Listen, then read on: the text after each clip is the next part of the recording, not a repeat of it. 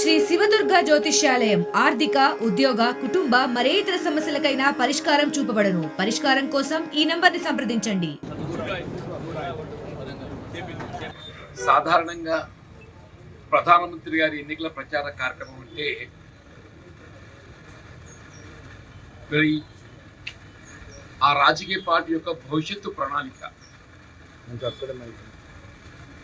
ఈ దేశ అభ్యున్నతి కొరకు ఏదైతుందో చేపట్టబోయేటువంటి కార్యక్రమాలను వివరించడము మనం సహజంగా భావిస్తాం. కానీ వల్ల ప్రధానమంత్రి గారి కార్యక్రమం మనం గమనించిన తర్వాత ఆయన ఎంతవరకు ఏదైతుందో సరే ఏ రాజకీయ పార్టీ అయినా వాళ్ళ గొప్పలు చెప్పుకోవడానికి ప్రయత్నం చేయడం సహజమే. కానీ భవిష్యత్తు ప్రణాళిక కూడా వివరించాల్సినటువంటి బాధ్యత ఆ రాజకీయ పార్టీపై ఉంటుంది. ఒక దురదృష్టం ఏంటంటే స్వయంగా ప్రధానమంత్రి గారు ప్రసంగించినటువంటి సమావేశం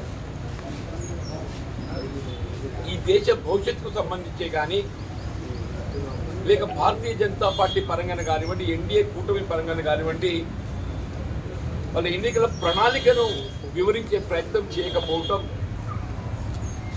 అంటే వాళ్ళు కొంత స్పష్టత రూపించిందని చెప్పక తప్పదని చెప్పండి. ఎంతవరకు అబ్కీ బార్ 400 నాకు ఆశ్చర్యమే చెప్పంటున్నా. ఒక ప్రధానమంత్రి గారు ఏదైతుందో వారి ఉపన్యాసం ప్రసంగం ఏదైతుందో కొంత నిర్మాణాత్మకంగా ఉంటుందని భావిస్తాం. అబ్కీ బార్ 400 ఫిర్ ఏక్ బార్ మోడీ, ఆశ్చర్యమే చెప్పంటున్నాను. వీళ్ళను దశాబ్ద కాలం 2 పర్యాయాలు ఏదైతుందో ఎన్డీఏ ప్రభుత్వం అధికారంలో కొనసాగింది. మోడీ గారు ప్రధానమంత్రిగా బాధ్యత నిర్వర్తించింది. వీళ్ళు మోడీ గారు ప్రధానమంత్రిగా 2 పర్యాయాలు బాధ్యతలు నిర్వర్తిస్తే ఈ దేశంలో ప్రధాన ఉత్పత్తి రంగం వ్యవసాయం. ఈ దేశంలో ప్రధాన ఉత్పత్తి రంగం వ్యవసాయం. మీరు ప్రత్యక్షంగా కానీ పరోక్షంగా కానీ అటువంటి వ్యవసాయ రంగానికి సంబంధించి మీరేదైతే చేపట్టిన కార్యక్రమాలు किसान की आमदनी 2 गुना करूंगा అని చెప్పన్నారు. किसान की आमदनी 2 गुना करूंगा అని చెప్పన్నారు. कहां तक किसान की आमदनी 2 गुना हुआ कि नहीं कि मगर किसान की इन्वेस्टमेंट जो है 2 गुना तो हुआ सा. వ్యవసాయ రంగం పెట్టుబడి మాత్రం 200 పెరిగిపోయింది.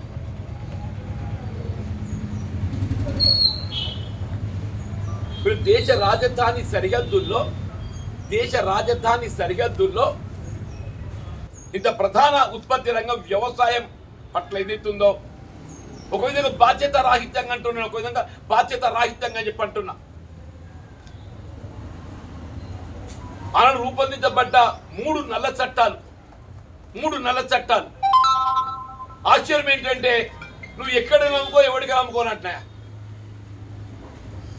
నువ్వు ఎక్కడ నమ్ముకో ఎవడికైనా నమ్ముకో. ఇది ఆశ్చర్యకరం అని చెప్పంటాను నేను. నువ్వు ఎక్కడైనా నమ్ముకో ఎవరికి నమ్ముకున్న తర్వాత ఏది ఎంఎస్పీ ఎక్కడికి వెళ్ళి వస్తుంది? మొత్తం దేశం రైతాంగం అంతా ఉద్యమించిన తర్వాత వాటిని ఉపసంహరింపజేసి, కానీ ప్రత్యామ్నాయంగా రైతాంగానికి అండగా నిలిచే విధంగా ఆపవిషత్తు నింపే విధంగా ఆ కనీస మద్దతు ధర చట్టబద్ధత అనేది ఇంతవరకు నిర్ణయం తీసుకోలేదు. ఎన్నికల ప్రకటింపబడ్డాయి.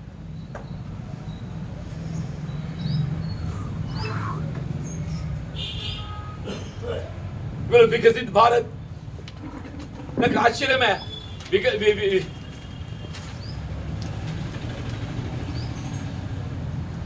किसान कल्याण, what does mean by किसान कल्याण?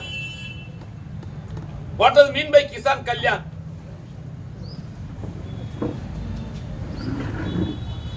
గరీబ్ ఉన్నతి అంటే ఏదైతుందో మరి పేదతనాన్ని పెంపొందించడం, మరి పేదతనాన్ని తొలగింపజేయడమా? गरीबों की उन्नति, युवा रोजगार. ప్రధానమంత్రి నోటంటే ఒక మాట వచ్చిందా, 2014లో 1300 రూపాయలు ఉన్నటువంటి ఒక వరి ధాన్యం మద్దతు ధర మేము 2200 చేసినా అన్నాడా. 214 में जो 1300 थे मैं उसको 2200 कर रहा हूं చెప్పాను. Yes it's fact. అదే 2004-05లో ఏదైతుందో వరి ధాన్యం ధర 450 ఉన్నాయి. 2004-05లో ఏదైతుందో ఎప్పుడైతే దేశంలో యూపీఏ ప్రభుత్వం అధికారానికి వచ్చిందో ఆనాడు వరి ధాన్యం మద్దతు ధర అంటే ఎన్డీఏ దిగిపోయినాడు అన్నాడు. అటల్ బిహారీ వాజ్పేయి ప్రభుత్వం దిగిపోయినాడు. వరి ధాన్యం మద్దతు ధర 450 ఉన్నాయి. మళ్ళీ ఎన్డీఏ ప్రభుత్వం అధికారానికి వచ్చినాడు 1300 అయింది. అంటే 450 నుండి 1300కి వచ్చింది. అంటే ఆల్మోస్ట్ 200 టైమ్స్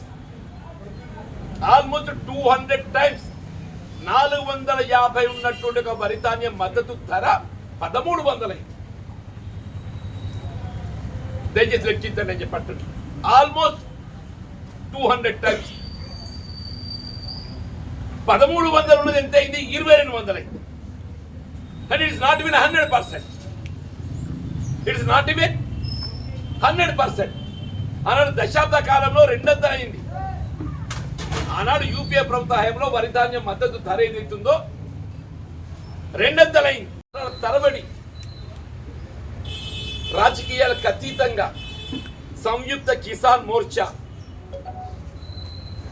ఏ కేంద్ర ప్రభుత్వం ఏదైతుందో వ్యవసాయ ఉత్పత్తులకు కనీస మద్దతు ధర నిర్ణయింప చేయడం జరుగుతుందో మినిమం సపోర్ట్ ప్రైస్ దాని చట్టబద్ధత కల్పింప చేయాలని చెప్పి ఒక ఉద్యమం కొనసాగుతుందని చెప్పి అంటున్నా.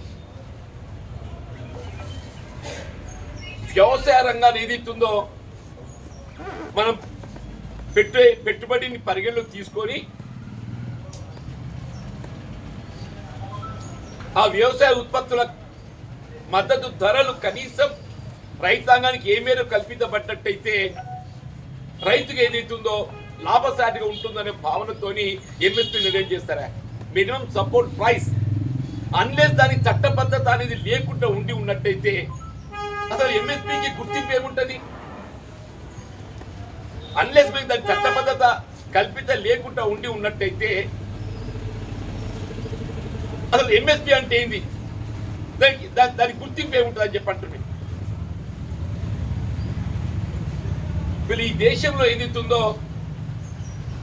ఆనాడు అంటే స్వాతంత్రానంతరం ఏదైతుందో వ్యవసాయ రంగాన్ని పెద్దపీట వేయాలనేటువంటి ఒక భావన తలపుతోని వీళ్ళు భారీ నీటిపారుదల ప్రాజెక్టుల నిర్మాణమే కానీ చెప్పంటున్నాను.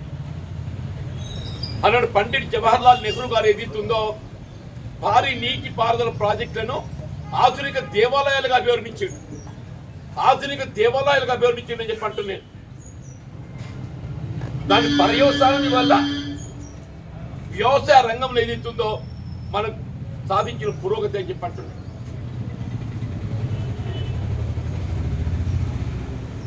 వీళ్ళ భారత ఆహార సంస్థ ఫుడ్ కార్పొరేషన్ ఆఫ్ ఇండియా ఏర్పాటు చేసి తినుబండారాలు ఏదైతుందో ఇటు వినియోగదారునికి ఆర్థికంగా భారం పడకుండా ఉండాలని అటు పండించిన రైతుకు ఏదైతుందో ధర కల్పింప చేయబడే విధంగా ఈ భారత ఆహార సంస్థ ఫుడ్ కార్పొరేషన్ ఆఫ్ ఇండియా ఏర్పాటు చేయడం జరిగింది.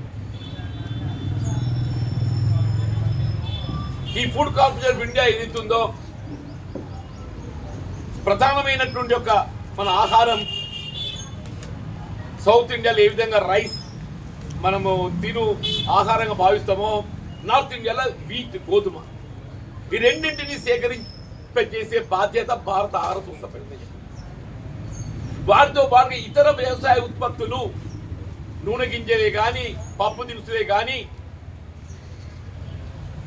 మిల్లెట్సే కానీ ఇవన్నీ కూడా ఏదైతుందో నువ్వు ఎంతవరకు అయితే కనీస మద్దతు ధర కల్పన చట్టబద్ధ కల్పింప చేయలేవో రైతాంగం ఏదైతుందో నీ పప్పు దినుసులు నూనె గింజల ఉత్పత్తి పట్ల మొగ్గు చూపడం లేదు. పప్పు దినుసులు నూనె గింజల పట్ల మొగ్గు చూపలేకపోవడం కారణం ఏంటంటే కనీస మద్దతు ధర లభ్యత పట్ల ఏదైతుందో విశ్వాసం తన్నగిల్లి అని చెప్పండి. నాఫెడ్ ఏర్పాటు చేసుకున్నది మనం, ఇది ఇవ్వాలది కాదు. నాఫెడ్ రాష్ట్రాలలో మార్ఫెడ్ ఉన్నది. నాఫెడ్ ద్వారా మార్ఫెడ్ ద్వారా ఏదైతుందో వీళ్ళు పప్పు దినుసులు నూనె గింజలు వ్యవసాయ ఉత్పత్తులు అన్నింటిని కూడా కనీస మద్దతు ధర కల్పింప చేసి రైతుకు ఒక ఆత్మవిశ్వాసం నింపగలిగే అవకాశం ఉందని చెప్పి అంటున్నా. आप किसान को छोड़ दिए, मजदूरी को छोड़ दिए, युवकों को छोड़िए,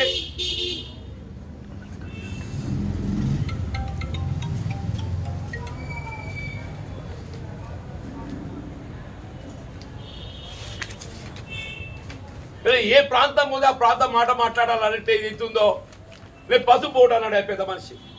అది ఒక ప్రధానమంత్రి నోట్ అంటే ఏదైతుందో పసుపు బోర్డు ఏర్పాటు చేసినట్టు 4th October 23.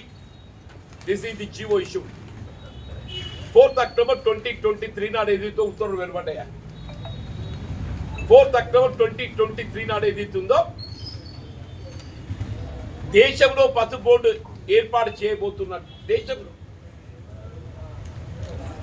ఈ పసుపు బోర్డు ఎక్కడ ఏర్పాటు చేస్తారు? దానికి సంబంధించిన చైర్మనే కానీ సభ్యుల నియామకం కానీ జరగద్దే. 6 మాసాలు గడిచింది. అక్టోబర్, నవంబర్, డిసెంబర్, జనవరి, ఫిబ్రవరి, మార్చ్.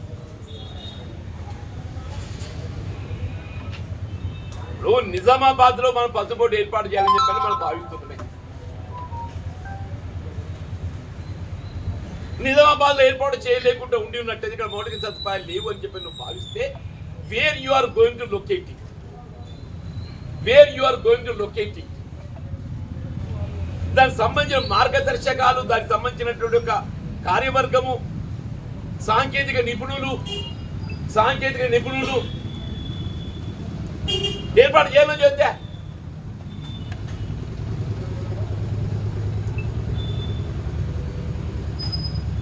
వీళ్ళ పసుపు ధర 20,000 పడుతుంది అంటుండే. నిజంగానే పలుకుతుంది. విస్తీర్ణత ఏదైతుందో ఒక నిజామాబాద్ జిల్లాకు సంబంధించి మన నిజామాబాద్ ఈ ప్రాంతం చూసుకుంటే 19-20 50,000 ఎకరాలు సాగైతే 1920లో ఇవాళ 19,000కి వచ్చింది. 50,000 ఎకరాలు 19,000 ఎకరాలకు వచ్చింది. 2019-20లో పసుపు విస్తీర్ణత సాగు ఏదైతుందో 50,000 ఎకరాలు ఉంటే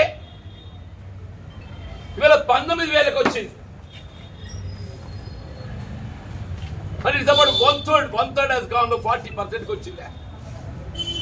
అంటే క్రమేపీ ఏదైతుందో రైతుకు విశ్వాసం సన్నగిలుతుంది. పసుపు సాగుతో ఏదైతుందో మేము ఆశించిన ఫలితం పొందలేకపోతున్న భావనతో ఏదైతుందో క్రమేపీ విస్తీర్ణత తగ్గించుకుంటుండని చెప్పండి. అంటే నాట్ ఓన్లీ మన తెలంగాణ ప్రాంతానికి పరిమితం కాదు, మొత్తం దేశంలో విస్తీర్ణత తగ్గిపోయింది. కారణం ఒకే ఒకటి, రైతుకి ఏదైతుందో పసుపు సాగు పట్ల విశ్వాసం సన్నగిల్లి. నువ్వు పసుపుకు సంబంధించి మద్దతు ధర ప్రకటింపజేయవా? ఒక 15,000 క్వింటల్ మినిమం 15,000 రూపాయల క్వింటల్ నేను మద్దతు ధర కల్పిస్తా అని ఒక నిర్ణయం ప్రకటించు. రైతుకు విశ్వాసం వస్తుంది. मैं ఎంతో बोर्ड ఏర్పాటు చేద్దాం ఇయ్యాలి కాదు నాయన. 2019 में बोलिया पशु बोर्ड ఏర్పాటు చేసిన अच्छी बात नहीं है. 2019 में बोले आप और आपका राजनाथ सिंह जी बोले. आपका राजनाथ सिंह जी जब आर्मूर आए थे उन्हें खुद बोले 2019 में. अभी भी वही है जहां की वही है. 5 साल गुजर गए मगर आपके हल्दी बोर्ड जो है जहां की वहीं रह गए. ये प्रधानमंत्री का वाचा.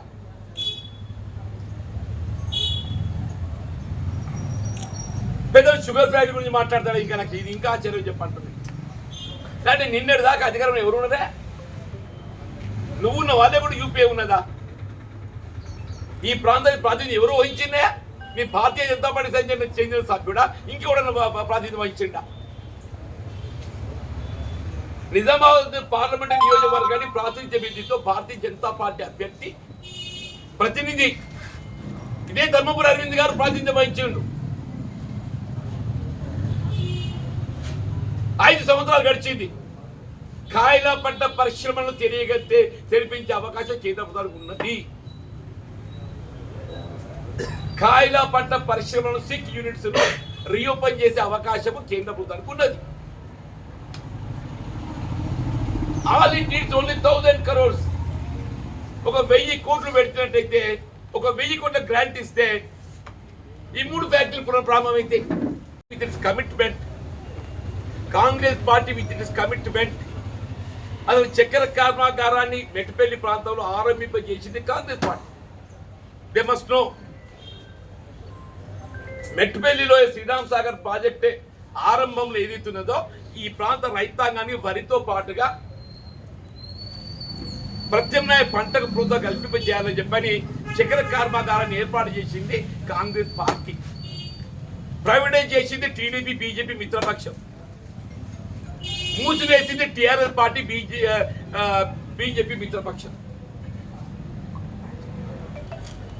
మేము తెలుస్తామని చెప్పని ప్రజలకు విశ్వాసం కలిగిస్తే అప్పకొడుకు ఇది మా తట్టుందిరా, బరాబర్ జరిపిస్తాం చెప్పి అంటున్నాను. ఈ చక్కెర కర్మాగార పునఃప్రారంభానికి సంబంధించి అరవింద్ గారు ఏదైనా పార్లమెంట్లో మాట్లాడో నాకు తెలియదు, కానీ నేను మాత్రం ప్రతి శాసనసభ సమావేశంలో అన్నాడు, శాసనమండలి ప్రతి సమావేశంలో నేను మాట్లాడలేదు. రాష్ట్రంలో కాంగ్రెస్ ప్రభుత్వం అధికారానికి వచ్చినా కూడా మాట్లాడినా. Not only when TRS government was in power, Congress వచ్చినా కూడా మాట్లాడి ఏదైతుందో వీళ్ళ కమిటీ వేయించింది నేను అని చెప్పండి. It's Congress party commitment and my commitment.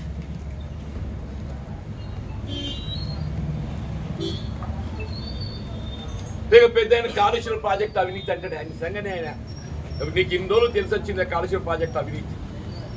ఈ కాళేశ్వరం ప్రాజెక్ట్ అవినీతిమయం కావడానికి ఎవరు బాధ్యత? నువ్వు కాదా?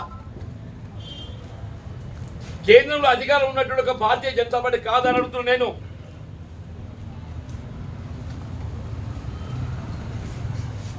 నెంబర్ 1, ఇదే కాళేశ్వరం ప్రాజెక్టు జాతీయ ప్రాజెక్టుగా గుర్తింపబడి ఉన్నట్టయితే మొత్తం కేంద్ర ప్రభుత్వ పరిధిలో నిర్మాణం పర్యవేక్షణ మొత్తం దొరుకుతుంది.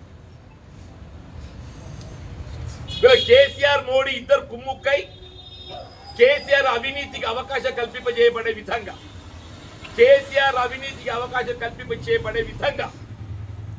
దీని జాతీయ ప్రాజెక్టు గుర్తింపబడలేకపోవడంతో ఏతుందో కేసీఆర్ వల్ల ఆయన అవినీతికి డోర్స్ ఓపెన్ చేసింది ఎవరు? మోడీ గారు. కేసీఆర్ అవినీతికి డోర్స్ ఓపెన్ చేసింది ఎవరు? మోడీ గారు అని చెప్పంటున్నా నేను. అదే నువ్వు జాతీయ ప్రాజెక్టు గుర్తింప చేయగలిగి ఉన్నట్టయితే ఈ డోర్స్ పూసుంటుండే కదా.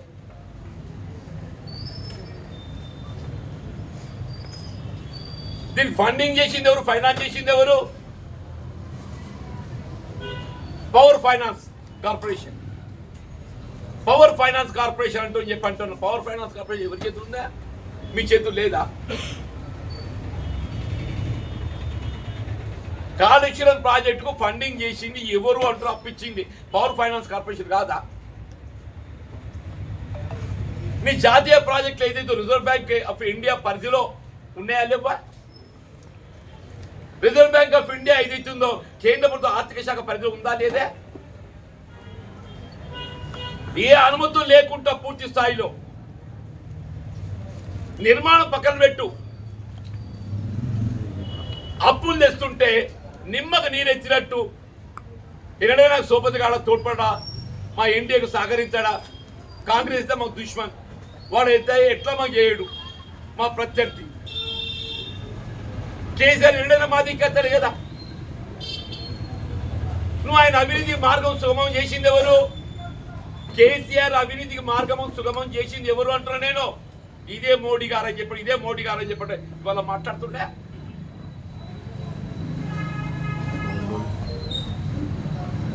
వీళ్ళ Congress party with its commitment judicial enquiry చేసిన అసలు ఈ న్యాయ విచారణ పట్ల విశ్వాసం ఉందా లేదా? కాంగ్రెస్ ఏం చేసింది? నిష్పక్షపాతంగా పారదర్శకంగా విచారణ కొనసాగాలి, చేపట్టబడాలనే భావనతో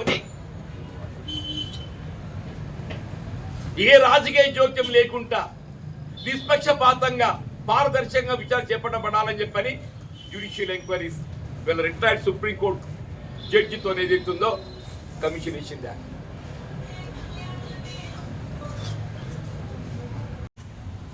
2 times more.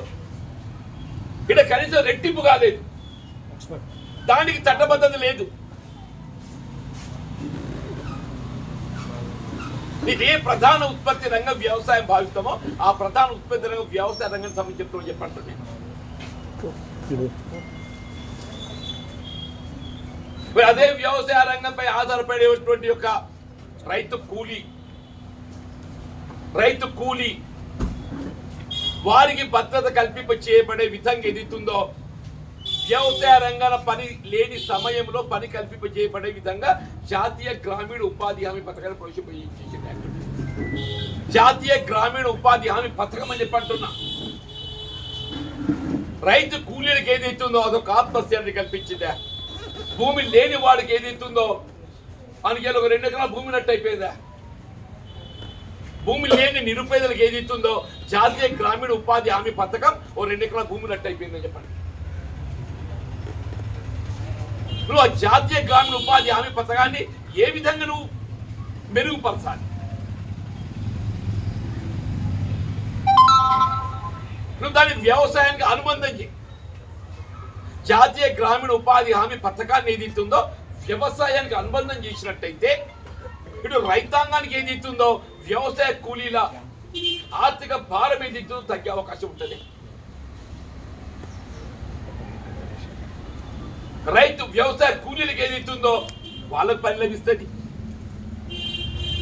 అది ఏదైతుందో ఎక్కడ ఎన్ఆర్ఐ చేసిన బలోపేతం చేస్తే యూపీఏ ప్రభుత్వం కాంగ్రెస్ పార్టీ పేరు వస్తుందని చెప్పని ఆ ఎన్ఆర్ఎస్ కార్యక్రమాన్ని నిర్వీర్యం చేసే విధంగా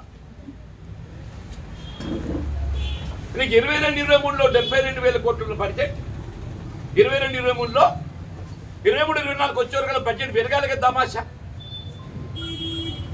72,000 కోట్లు ఉంది, 60,000 కోట్లకు వచ్చింది, 12,000 కోట్లు తగ్గింది.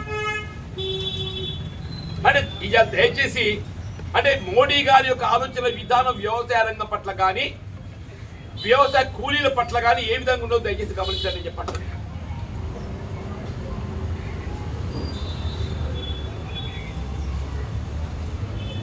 యువకొంగు రోజుగా మనం ఏమన్నా సంవత్సరానికి 2 కోట్ల ఉద్యోగాలు ఇస్తా ఉన్నావా? సంవత్సరానికి 2 కోట్లు, 10 సంవత్సరాల కాలంలో 20 కోట్లే. నువ్వు దశాబ్ద కాలం గడిచింది, 20 కోట్లు కాదు కదా, మొత్తం ప్రభుత్వ రంగ సంస్థలన్నీ నిర్వీర్యం చేసి అమ్మకానికి పెట్టిండే.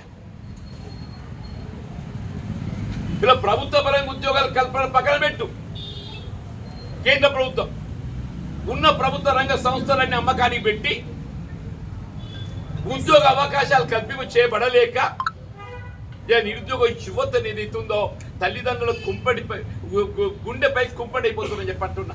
ఇదే నా నిరుద్యోగ యువతకు నువ్వు చూపే మార్గదర్శకం?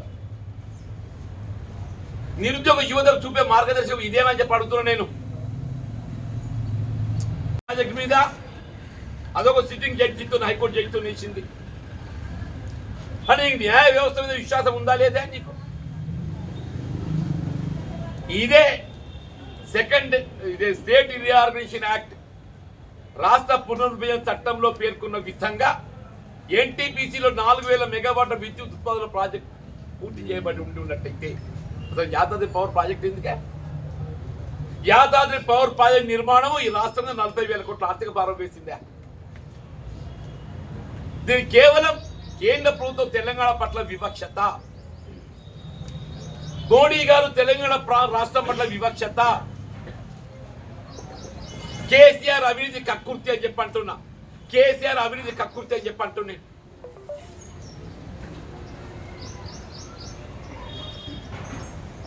నువ్వు వాస్తవాలు వక్రీకరించే విధంగా నువ్వు కవిత గారి సాక్ష్యాధారాలు మొన్న అరెస్ట్ చేసిండే 15 తారీఖు నాడు. ఇవాళ కవిత గారిని అరెస్ట్ చేయడానికి ఏ సాక్ష్యాధారాలతో అరెస్ట్ చేసినావో ఆల్ దీస్ ఈ మొత్తం ఎవిడెన్స్ అంతా by August 23 were with you. August 23 నాటికి ఏదైతే ఇవన్నీ మీ దగ్గర ఉండి ఉన్నాయి. ఆగస్టు 23 తర్వాత కొత్త మీకు ఏ ఆధారం లభించలేదు. ఇవాళ మొన్న వాళ్ళు ఫైల్ చేసిన ఛార్జ్ షీట్ ఉంది కదా, కొత్త ఆయన ఫైల్ చేసిన ఛార్జ్ షీట్ ఉంది కదా దగ్గర తెప్పించిన.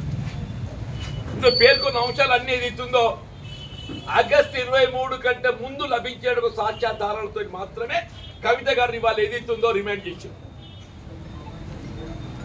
ఆగస్టు 23 తర్వాత ఏ ఆధారం లేదు కొత్తది. నువ్వు ఆగస్టు 23కి వెళ్ళి ఫిబ్రవరి దాకా ఎందుకు నిద్రపోయినావా? నువ్వు అదే నవంబర్ ఎందుకు అరేంజ్ చేయలేదు?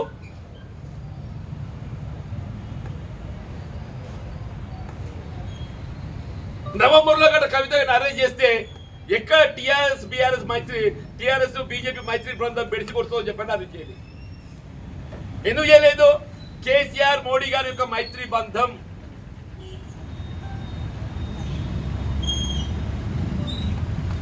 నవంబర్లో అరెస్ట్ చేయలేకపోవడానికి కారణం whether is November or October. The whole investigation enquiry evidence whatever you got now for which you by August 23 నలభై సెప్టెంబర్ అక్టోబర్ నవంబర్ నిద్రపోయిండు. నువ్వు సుప్రీంకోర్టు కూడా అరెస్ట్ చేయొద్దని చెప్పలే. సుప్రీంకోర్టు అరెస్ట్ చేయొద్దని చెప్తే ఎట్లా అరెస్ట్ చేస్తాడు? సుప్రీంకోర్టు అరెస్ట్ చేయొద్దు అని చెప్పి ఆయన ఉండి ఉన్నట్టయితే ఇప్పుడు ఎట్లా అరెస్ట్ చేస్తాడు? ఆధారాలు లభిస్తే నువ్వు ఎవరైనా అరెస్ట్ చేయవచ్చు.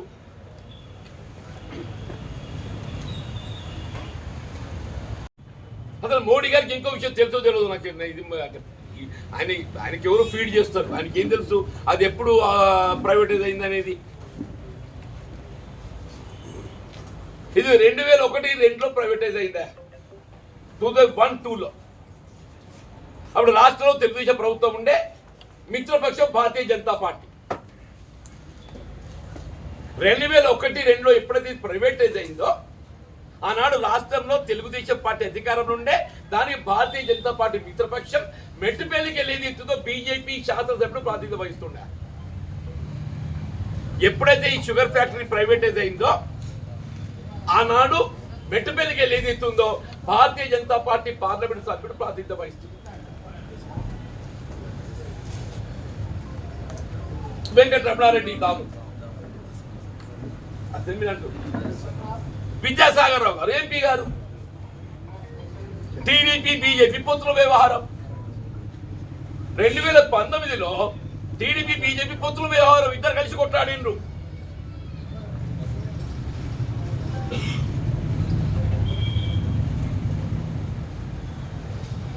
కొన్నదెవడు?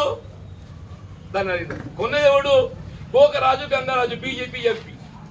దాని ప్రైవేటైజేషన్ లోపల ఆ షేర్స్ 50% ఉన్నదేవుడు బీజేపీ. మోడీ గారు తెలుసా ఈ సంగతి? నేను 3 చెప్తున్నా బాబు. ఇది ప్రైవేటైజ్ అయిన నాడు ఏదైతే ఉందో రాష్ట్రంలో తెలుగుదేశం పార్టీ ప్రభుత్వం అధికారంలో ఉన్నది, భారతీయ జనతా పార్టీ మిత్రపక్షం, మెట్టుపల్లికి వెళ్ళి ఏదైతే బీజేపీ శాసనసభ్యుడు, కరీంనగర్కి వెళ్ళి మిత్రుడు విద్యాసాగర్ రావు గారు పార్లమెంట్ సభ్యుడు. కొన్నది బీజేపీ ఎంపీ గోకరాజు గంగరాజు. కొన్నది నిన్నటి దాకా అలాయ్ భలాయ్ టిఆర్ఎస్ బీజేపీ. ఎవడు బాధ్యుడు? నువ్వు కేంద్రంలో అధికారంలో ఉండేది ఎత్తుందో ఈ రాష్ట్రంలో రైతాంగానికి వరికి ప్రత్యామ్నాయంగా షుగర్ చక్కెర ఉత్పత్తి ప్రధాన ఉత్పత్తి రంగంగా భావించినట్టయితే అది పునః ప్రారంభానికి ఏదైతే కేంద్ర ప్రభుత్వం నుండి సహకారం అందింపజేసి రీఓపెన్ చేయించవలసిన ఒక బాధ్యత ఇక్కడ ప్రాతినిధ్యం వహిస్తున్న పార్లమెంట్ సభ్యుడు మిత్రుడు అరవింద్ గారే కానీ కేంద్రంలో అధికారం ఉన్న యొక్క ఎన్డీఏ ప్రభుత్వానికి ఉందా లేదా?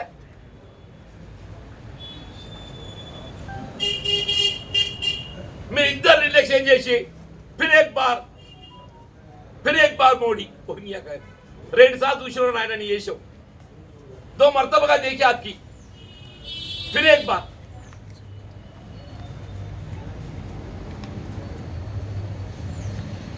నువ్వు ఏ రంగాన్ని అంటున్నా నేను నువ్వు ప్రజాభిప్రాయం పరిగణలోకి తీసుకొని నీకు తెలిసి వస్తుంది వాట్ ఈస్ హ్యాపెనింగ్ అని చెప్పని.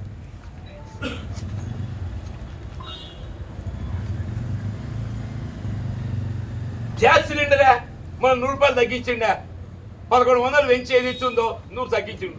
ఎప్పుడు కాంగ్రెస్ ప్రభుత్వాలు ఎక్కడెక్కడ ఉన్నాయో ఆడ 500 రూపాయల మీద సిలిండర్ ఇస్తామని చెప్పని కార్యక్రమం అమలు చేస్తే ఇలా మహిళల ఆడబిడ్డలు ఏదైతే ఉందో శక్తి స్వరూపిణి, ఇలా మాట శక్తి స్వరూపిణి అన్నారు కదా, ఆడబిడ్డ శక్తి స్వరూపిణి అని చెప్పంటున్నా. ఆ శక్తి స్వరూపిణి ఆరాధించేది కాంగ్రెస్ పార్టీ అని చెప్పంటున్నా. సమాజంలో మహిళలకు సముచిత స్థానం కల్పించేది కాంగ్రెస్ పార్టీ అని చెప్పంటున్నా. ఉచిత రవాణా సౌకర్యం ఆర్టీసీ బస్సులో నువ్వు ఇస్తున్నావు ఎక్కడైనా? 500 గ్యాస్ సిలిండర్ నువ్వు ఇస్తున్నావా?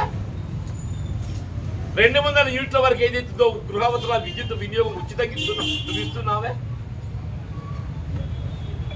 ఇల్లు లేని నిరుపేదలకు ఏదైతే 5 లక్షల రూపాయలు ఇల్లు మంజూరు ఇస్తున్నావా, నువ్వు ఇస్తున్నావా ఎక్కడైనా?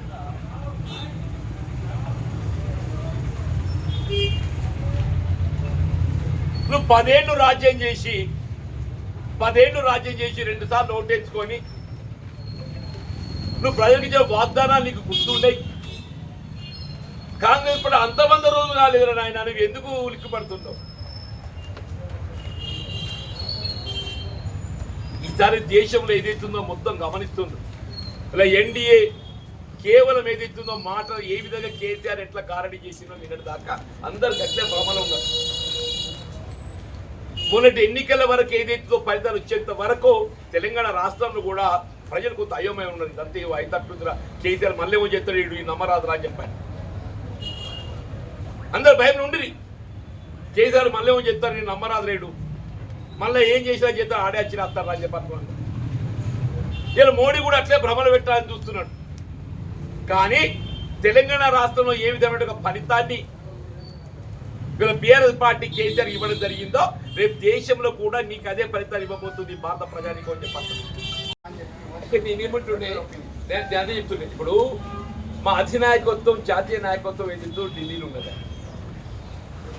మా అధినాయకత్వం జాతీయ నాయకత్వం ఢిల్లీలో ఉన్నప్పుడు ఏదైతే ఢిల్లీ పోవడం సహజమా కాదే? నిజంగా మేము ఢిల్లీకి డబ్బులు చేరవేస్తే నువ్వేం చేస్తున్నా? నీ ప్రభుత్వం అంత అసమర్థ ప్రభుత్వమా? మేము ఢిల్లీకి మేము డబ్బులు చేరవేస్తుంటే నీ ప్రభుత్వం కదా ఢిల్లీలా, రాష్ట్రంలో నీ ప్రభుత్వం లేదు. రాష్ట్ర హద్దులు దాటితే రాష్ట్ర సరిహద్దులు దాటితే నీ ప్రభుత్వం కదనే. నీ ప్రభుత్వం అంత అసమర్థ ప్రభుత్వం అని చెప్పంటున్నా. మోడీ గారి ప్రభుత్వం అంత అసమర్థ ప్రభుత్వం అని చెప్పంటున్నా. నేను మోడీ గారు ఒక ప్రధానమంత్రి హోదాలో ఇట్లా మాట్లాడవా అని చెప్పంటున్నాను. కేసీఆర్ మాట్లాడి నువ్వు కూడా కదా భాష మాట్లాడితే బీజేపీ అధినాయకత్వం ఎక్కడుందే? బీజేపీ పార్లమెంట్ బోర్డు మీటింగ్ ఎక్కడైతున్నది? బీజేపీ పార్లమెంట్ బోర్డు మీటింగ్ అయితే హైదరాబాద్ అవుతున్నదే. బీజేపీ పార్లమెంట్ సభ్యులు ఎంపిక హైదరాబాద్ అవుతున్నదే. జాతీయ రాజకీయ పార్టీ యొక్క అధినాయకత్వం కేంద్ర కార్యాలయం ఏదైతుందో ఢిల్లీ రాజధాని ఉండదు. బీజేపీ కానీ కాంగ్రెస్ కానీ చెప్పంటున్నా. నువ్వు అది కూడా గ్రహించగా మాట్లాడితే ఇట్లా అంటుండే. రేవంత్ రెడ్డి గతంలో ఒక పార్టీ నుంచి గెలిచి ఇంకొక పార్టీకి వెళ్ళి కండువా కప్పుకుంటే ఉరిది అంటే ఏంది? నీకు మొన్న జరిగిన ఎన్నికల్లో 23 నవంబర్ డిసెంబర్ ఎన్నికల్లో నీకు రాష్ట్రంలో టీఆర్ఎస్ బీఆర్ఎస్ అధికారికి వస్తున్న ఒక విశ్వాసం భావనతో ఏదైతుందో కవితను అరెస్ట్ చేయకుండా పక్కన పెట్టారు. కవిత అరెస్ట్ ఎందుకు పక్కన పెట్టినావు?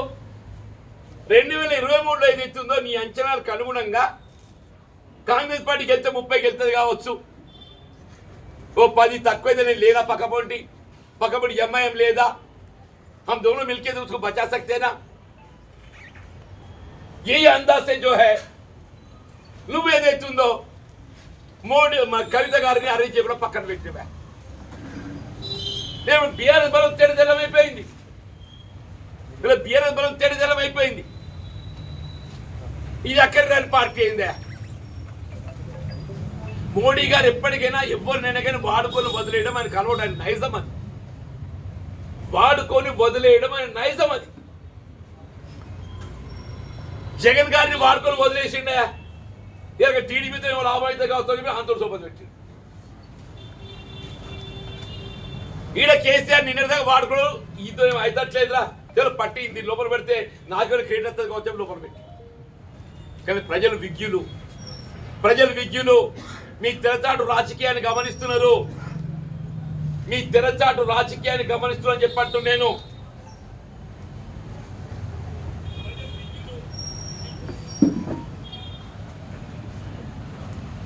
ఈ నవంబర్ వరకు కవిత గారిని అరెస్ట్ చేయలేకపోవడానికి మోడీ గారు కేసీఆర్ యొక్క మైత్రి బంధం ఎక్కడ బెడిసి కొడుతుందని చెప్పని మోడీ గారు అరెస్ట్ చేయాలి.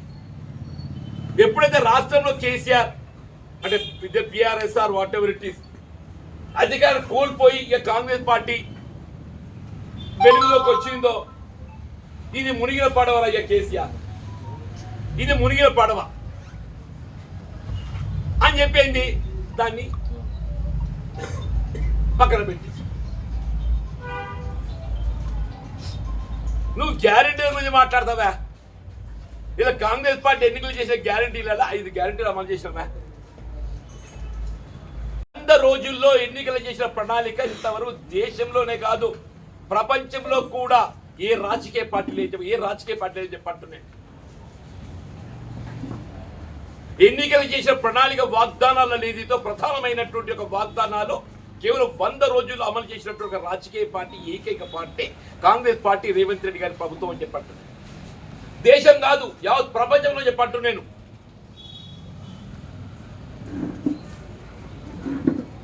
మోడీ గారు బీజేపీ నాయకులు అడగదలుచుకున్నానయా, నువ్వు విదేశాల్లో మునుగుతున్న నల్లధనాన్ని తీసుకొచ్చి ప్రతి పేదవాడి అకౌంట్లో 15 లక్షలు వేస్తాను కదనే. ఇది ఎప్పుడు చెప్పిండు? 2014 చెప్పిండు. 2014 చెప్పిండు. విదేశాలలో మూలుగుతున్న నల్లధనాన్ని తీసుకొచ్చి ప్రతి పేదవాడి అకౌంట్లోనే 15 లక్షలు ఇస్తాను. అందరూ సంబరపడ్డారా మా వాళ్ళు. విదేశాల మూలుగుతున్న నల్లధనం ఏదైతుందో అది రెట్టింపు అయిపోయి, అది తిరిగి తేవడం కాదు, రెట్టింపు అయిపోయి.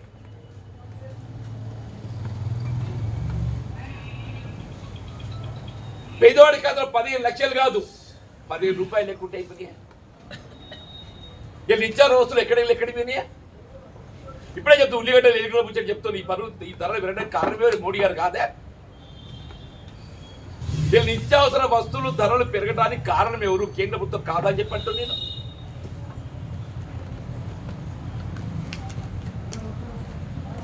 పెట్రోల్ డీజిల్ ఎక్కడికి పోయిందే? పెట్రోల్ డీజిల్ $105 ఉన్ననాడు ఏదైతుందో పెట్రోల్ డీజిల్ ముడి సరుకు ఏదైతుందో ఇంధనం క్రూడ్ ఆయిల్ 2014 ఏదైతుందో మీకు $105 ఉంటే ఇవాళ that has come down to 70-75 వచ్చింది. అంటే పెట్రోల్ ధర తగ్గాలని పెరగాలే. అవును 50-55 రూపాయలు డీజిల్ ఉంటే నువ్వు తెలంగాణ నుంచి పక్కన పెట్టిన ఆయన నేను నీ అకౌంట్ కూడా ఓపెన్ కాదు అంటున్నాను. నేను నీ అకౌంట్ కూడా ఓపెన్ కాదంటున్నా నేను. పోయినసారి అటో ఇటో ఏదైతుందో టీఆర్ఎస్ కోపంతో 4 నీకు 4 నాకు వచ్చినాయి, కానీ నీకు అకౌంట్ కూడా ఓపెన్ కాదు పోయిసారి చెప్పంటుంది. దయచేసి ప్రజలకు భ్రమలో పెట్టాలని చెప్పి భావిస్తే అది ఎప్పటికీ సాధ్యం కాదు. ప్రజలు విజ్ఞులు.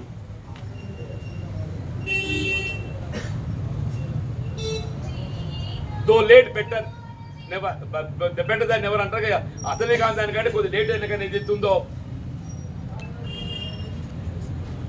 తప్పకుండా ఈసారి ఏదైతుందో వీళ్ళ తెలంగాణ రాష్ట్రంలో వీళ్ళ 17 గెలవడం అనే కాదు, మేమైతే విశ్వాసంతో ఉన్నామే.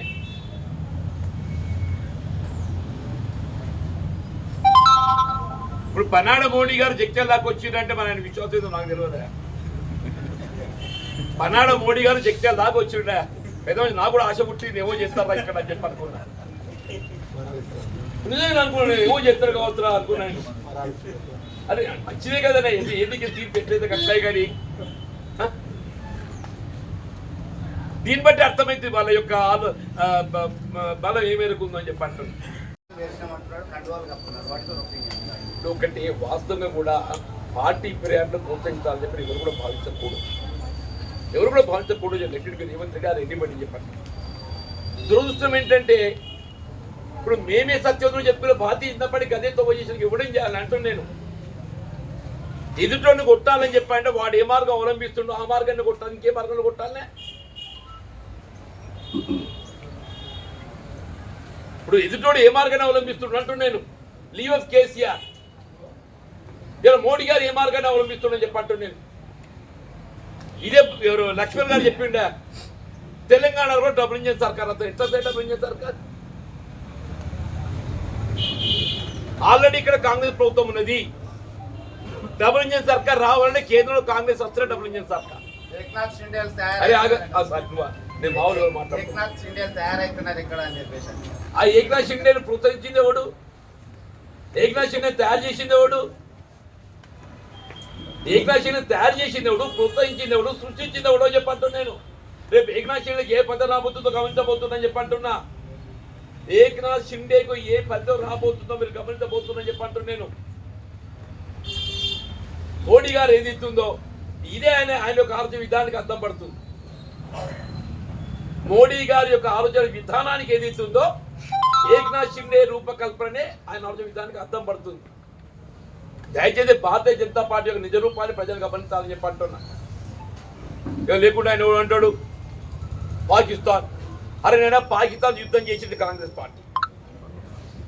పాకిస్తాన్ యుద్ధం చేసే దమ్ము తేడా ఉన్నది ఎవడికి అంటే కాంగ్రెస్ పార్టీకి ఉందని చెప్పంటున్నాను.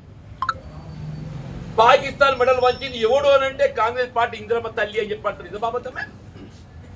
ఇవాళ నువ్వు మాట్లాడుతున్నావు పాకిస్తాన్ అని చెప్పని. పాకిస్తాన్ మెడల్ వంచి పాకిస్తాన్ ముక్కలు చేసి బంగ్లాదేశ్ ఏర్పాటు చేసింది కాంగ్రెస్ పార్టీ ఇందిరా గాంధీ అని చెప్పంటున్నా. తెలుసా అనే నీకు? నోటికి మాట్లాడి సరిపోతుంది. అదే రజాకర్లతో ఎవడు కొట్లాడినా రజాకర్లతో కొట్లాడేది ఇదే కమ్యూనిస్ట్ కాంగ్రెస్ నాయకులు చెప్పండి. స్వాతంత్ర సమరయోధులు చెప్పండి. నువ్వు ఎక్కడున్నావే? రజాకర్లతో కొట్లాడినాడు నువ్వు ఎక్కడు? నీ భారతీయ జనతా పార్టీ ఉందని చెప్తానుకున్నదా? రజాకర్లతో కొట్లాడి ఎదిరించి పోరాటం చేసింది అలాంటి స్వాతంత్ర సమర యోధులు. దేశ స్వాతంత్రాలతో దాని పేరు స్వాతంత్రం వచ్చిందా? దేశ స్వాతంత్రాలతో ఎప్పుడైతే నైజాం హైదరాబాద్ రాష్ట్రానికి ఏదిస్తుందో స్వయం ప్రతిపత్తి కల్పింపజేయబడే విధంగా నైజాంకు ఆధిపత్యం కల్పిస్తే నైజాం ప్రైవేట్ సైన్యాన్ని ఏర్పాటు చేస్తే దాన్ని ఏదైతే లొంగ తీసే విధంగా ఎదిరించింది అంత స్వాతంత్ర సమరయోధులు. ఈ దేశ స్వాతంత్ర పోరాటం చేసినటువంటి కాంగ్రెస్ కమ్యూనిస్ట్ నాయకులు అని చెప్పట్టు అని ఉన్నదే తెలుసు పార్టీ బీజేపీ ఉన్నదే. రజాకర్ సినిమా మేం కాదు రాయండి, నువ్వు చూడు. రజాకర్ సినిమా మేం కాదు చూడాల్సింది. రజాకర్ కొట్లాడి మేం కొట్లాడి మా తాతలు ముత్తాతలు కొట్లాడిండ్రు. రజాకర్ యుద్ధం చేసి మా పూర్వీకులు చెప్పంటు నేను. ఇవాళ ఏదైతుందో ఎటు వస్తాడు నోరు ఉంది కదా అంటే నేను ఏదంటే మాట్లాడతా అంటే. మరిన్ని వీడియోస్ కోసం ఛానల్ ని సబ్స్క్రైబ్ చేయండి. లేటెస్ట్ అప్డేట్స్ కోసం వాట్సాప్ ఛానల్ ని ఫాలో చేయండి. అండ్ లింక్ డిస్క్రిప్షన్ లో ఉంది.